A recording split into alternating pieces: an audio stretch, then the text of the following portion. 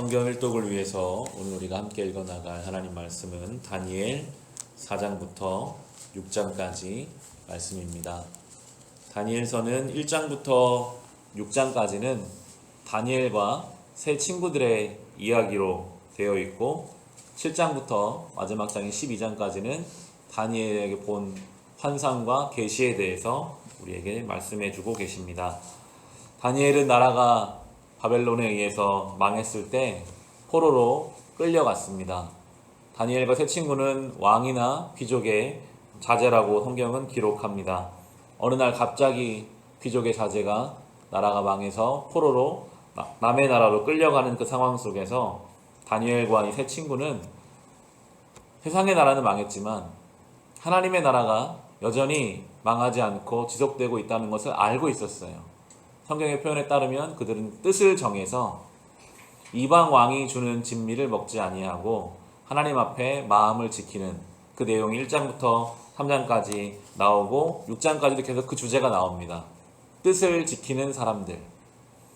세상 나라에 속해 살아가고 있으나 그러나 하나님 나라를 바라보며 유혹에 흔들리지 않고 뜻을 정할 때 하나님이 어떻게 그들을 돌보시는지를 다니엘과 세 친구를 통해서 우리에게 보여주십니다.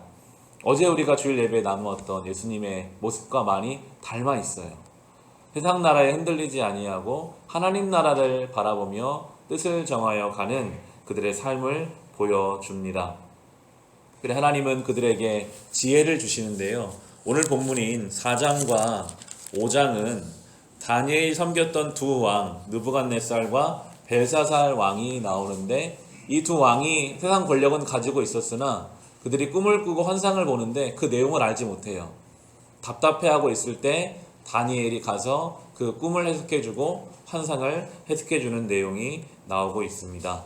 하나님은 하나님의 백성들에게 지혜를 주십니다. 갈수록 지혜가 더 필요한 시대를 우리는 살아가고 있습니다. 지식은 점점 넘쳐나요.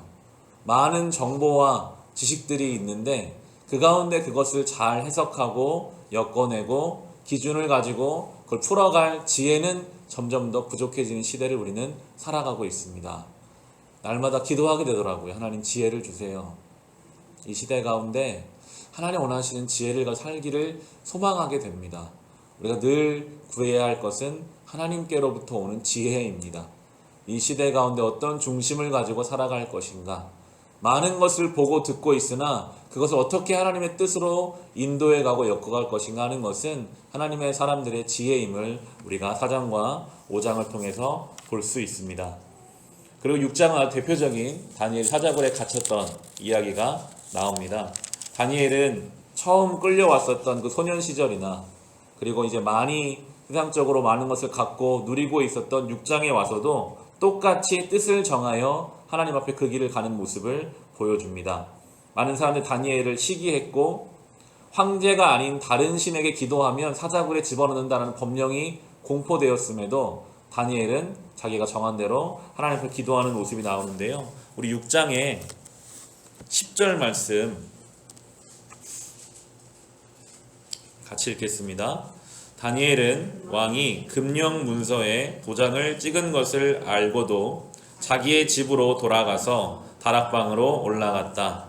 그 다락방은 예루살렘 쪽으로 창문이 나 있었다. 그는 늘 하듯이 하루에 3번씩 그의 하나님께 무릎을 꿇고 기도하며 감사를 드렸다. 이렇게 함으로써 그의 적들이 그것을 보고 다니엘을 사자굴에 집어넣었죠. 하나님이 세상 나라에 속해 있으나 하나님께 속해 있는 줄로 믿고 그 뜻을 정하여 그 길을 가는 다니엘을 그냥 두지 않으시고 지켜 보호하시는 내용이 우리 22절에 보면 다니엘이 이렇게 고백합니다. 같이 읽겠습니다. 나의 하나님이 천사를 보내셔서 사자들의 입을 막으셨으므로 사자들이 나를 해치지 못하였습니다. 그것은 하나님 앞에서 나에게는 죄가 없다는 사실이 드러났기 때문입니다. 임금님, 나는 임금님께도 죄를 짓지 않았습니다. 하나님이 사자들의 입을 막으셔서 다니엘을 지켜주시고 오히려 이 일로 인하여 하나님의 영광이 드러나게 됩니다. 그래서 결국 이 왕이 이렇게 공포하거든요. 한 장을 넘기셔서 26절부터 28절은 이 다니엘의 하나님을 본 왕이 이렇게 법령을 내리는 내용입니다. 우리 26절부터 28절 같이 읽겠습니다. 내가 다음과 같이 법령을 공포한다. 내 나라에서 나의 통치를 받는 모든 백성은 반드시 다니엘이 섬기는 하나님을 공경하고 두려워하여야 한다. 살아계신 하나님이 영원히 다스리신다. 그 나라는 멸망하지 않으며 그의 권세 무궁하다. 그는 구원하기도 하시고 건져내기도 하시며 하늘과 땅에서 표적과 기적을 행하시는 분 다니엘을 사자의 입에서 구하여 주셨다. 바로 이 사람 다니엘은 다리우스 왕이 다스리는 동안과 페르시아의 고레스 왕이 다스리는 동안 잘 살았다. 아멘. 이게 다니엘의 모습입니다. 아주 극적인 이야기죠.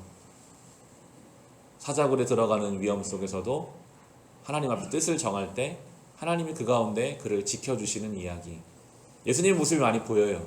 예수님이 우리 어제 본문에서도 총독 빌라도 앞에서 말 잘못하면 십자가에 죽는 거거든요. 전혀 주눅들지 아니하시고 내 나라는 이 땅에 속해 있지 않다. 나는 하나님 원하시는 길을 간다 라고 할 때 죽음도 그 예수님을 막을 수 없죠. 그렇게 결정해서 심지어 죽는다 할지라도 하나님은 3일 만에 그를 부활하게 하셔서 영광의 자리에 올려두셨고 이 다니엘의 뜻을 정해 사자굴에 들어가서도 하나님이 거기 지켜주셔서 다시 그를 영광스럽게 하시는 그 하나님이 우리가 믿는 하나님이지 않습니까? 우리가 오늘도 맡겨진 삶의 자리에서 우리가 뜻을 정하여 내가 이 땅에 살지만 난 하나님 나라에 속한 사람이다.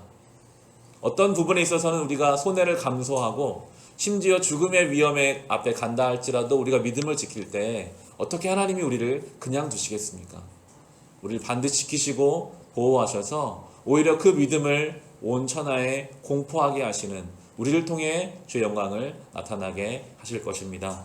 오늘도 우리는 이 하나님 믿고 뜻을 정하여 하나님 나라에 속한 자로 이 하루를 이 한 주를 살아갈 수 있으시기를 주님의 이름으로 축원합니다.